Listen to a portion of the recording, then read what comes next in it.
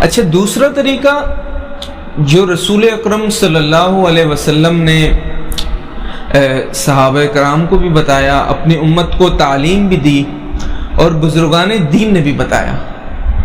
وہ ہے کہ جو شخص تنگ دستی کا شکار ہو،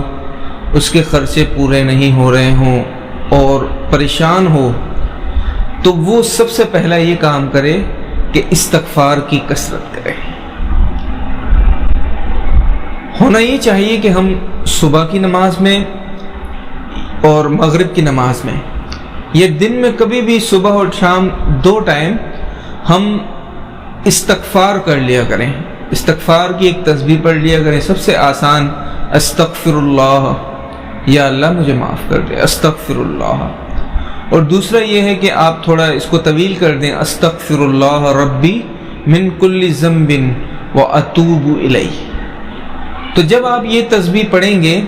تو اس سے اللہ تعالیٰ انتہائی خوش ہوں گے اور اللہ تعالیٰ آپ کے رزق میں برکت عطا فرمائیں گے، برکت عطا فرمائیں گے۔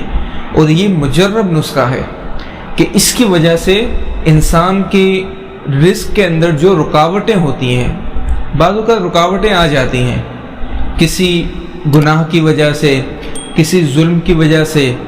کسی کوتاہی کی وجہ سے، تو جب بندہ اللہ تعالیٰ سے استغفار کرتا ہے اور ہر وقت اللہ تعالیٰ سے معافی مانگتا ہے تو اللہ تعالیٰ اسے دور کر دیتے ہیں اور رزق کے دروازے کھول دیتے ہیں۔